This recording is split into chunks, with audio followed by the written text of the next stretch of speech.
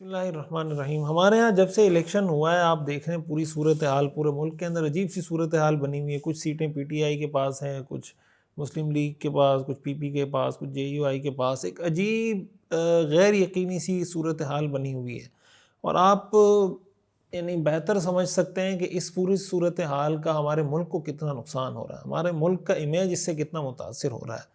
ہر سیاسی پارٹی کا اپنا منشور ہوتا ہے، ہر سیاسی پارٹی کے اپنے مقاصد، اغراض اور اہداف ہوتے ہیں، لیکن یہ ملک مشترکہ طور پر ہم سب کا ہے نا، یہ تمام سیاسی پارٹیوں کا ہے۔ اس ملک ہے تو پی ٹی آئی بھی ہے، جے یو آئی بھی ہے، مسلم لیگ بھی ہے، پی پی بھی ہے۔ اسی ملک میں رہ کے ہم سب سیاست کر رہے ہیں، ہمارے مدرسے، مسجدیں، ادارے، اسکول، کالج، یونیورسٹی سب اس ملک میں۔ ایک نقطے پہ تو ہم سب متفق ہو سکتے ہیں نا، ہماری تمام سیاسی پارٹیاں، ہمارے تمام قومی ادارے، وہ اس بات پر تو متفق ہو سکتے ہیں کہ اس ملک کو ہم نے آگے لے کے چلنا ہے۔ اس کا فارمولہ کیا ہوگا؟ اس کا طریقہ کار کیا ہوگا؟ طریقہ کار یہ ہوگا کہ ہر ایک کو اپنی غلطی تسلیم کرنی ہوگی۔ دیکھیں، غلطی ہر ایک سے ہوتی ہے اور ہر ایک سے ہوئی ہے۔ انسان ہے، سیاسی پارٹیوں میں انسان ہی ہوتے ہیں۔ اب اگر مثال کے طور پر کوئی ایک پارٹی کا آدمی یہ کہتا ہے کہ نہیں ہم سے کبھی کوئی غلطی نہیں ہوئی، فلاں کی غلطی ہے، یا وہ کہتا ہے کہ نہیں ہماری غلطی نہیں، فلاں کی غلطی ہے، یہ مسئلہ حل نہیں ہوگا۔ حل کی طرف ہم اسی وقت بڑھ سکتے ہیں کہ ہم کسی ایک نقطے پر متفق ہو جائیں کہ اس ملک کو آگے لے جانے میں، اس ملک کی اکانومی کو مضبوط کرنے میں، اس ملک کے نظام کو، سیاسی، معاشی، دفاعی نظام کو مضبوط کرنے میں ہم سب یکجان ہیں۔ سیاسی اختلافات رکھیں، ایک پارٹی، ظاہر ہے کہ سیاسی پارٹی الگ ہونے کا مطلب یہ ہے کہ ان کا منشور الگ ہے، ان کا نظریہ ویژن الگ ہے، ایک دوسرے سے ان کا اختلاف ہے۔ لیکن اس غیر یقینی صورتحال سے آپ یہ اندازہ لگائیں کہ پورے ملک میں ہمارا کیا امیج جا رہا ہے۔ یعنی کوئی ملک کیا ہم پہ بھروسہ کرے گا؟ اتنے دن ہو گئے الیکشن ہوئے، اب تک یہ فیصلہ کوئی نہیں کر پا رہا کہ وزیر اعظم کس پارٹی کا ہوگا، اپوزیشن میں کون سی پارٹی بیٹھے گی۔ مطلب بہت ہی کوئی غیر یقینی کی صورتحال ہے۔ آئین پر ہم جمع ہو سکتے ہیں۔ آئین پاکستان ایسا ہے جو ایک سمجھیں ایک ترازو کی حیثیت رکھتا ہے، ایک میزان کی حیثیت رکھتا ہے، کسوٹی کی حیثیت رکھتا ہے کہ بھئی آئین کو لے کے سب جمع ہو جائیں کہ آئین کس کو کیا اختیارات دیتا ہے۔ ہر ادارہ اگر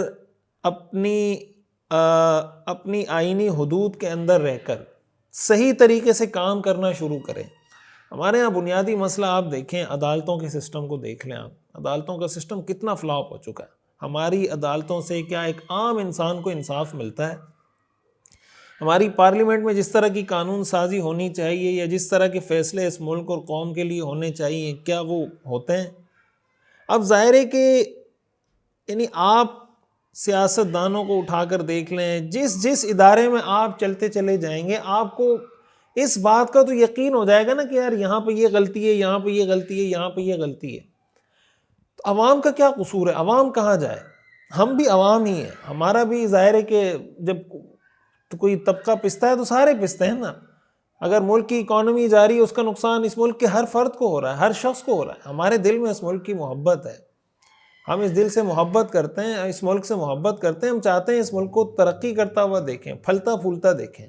تو یہ میری ایک گزارش ہے کہ ہمارے سیاسی رہنما، سیاسی کارکن ایک دوسرے کے خلاف اگر آپ ہیں، آپ اپنی سیاست کریں، لیکن اس ملک کی جب بات آئے تو خدا کے لیے پھر اس ملک کو سیاست کی نظر نہ کریں، اس ملک کو اپنی پارٹی کی نظر نہ کریں، ملکی مفادات کو سیاسی مفادات پہ ترجیح دیں، ملک کو پارٹی پر ترجیح دیں، ملک کی حفاظت کو، ملک کے تحفظ کو، ملک کے معاشی سسٹم کو اپنے سیاسی مفادات پر ترجیح دیں۔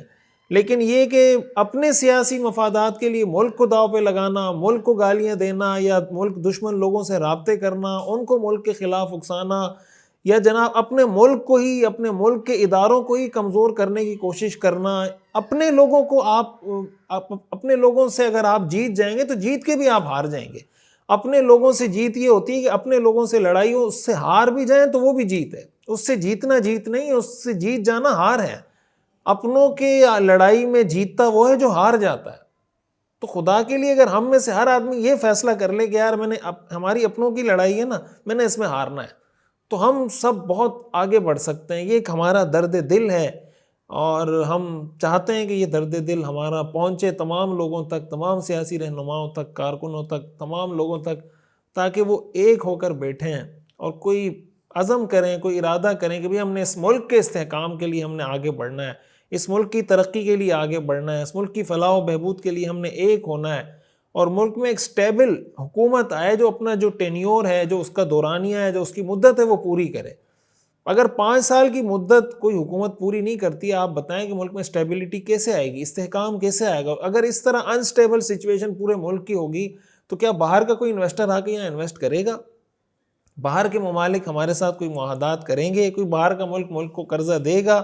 کوئی ہماری اکانومی، ہماری معیشت ترقی کرے گی؟ ملک کا جو تاجر ہے، ملک کا جو بزنس مین ہے، کیا وہ اس ملک میں کاروبار کرنے پر آمادہ ہوگا؟ کتنے ہمارے ذہین لوگ اس ملک سے باہر جا رہے ہیں؟ تو اس پر ہم سب کو مل کے سوچنا چاہیے۔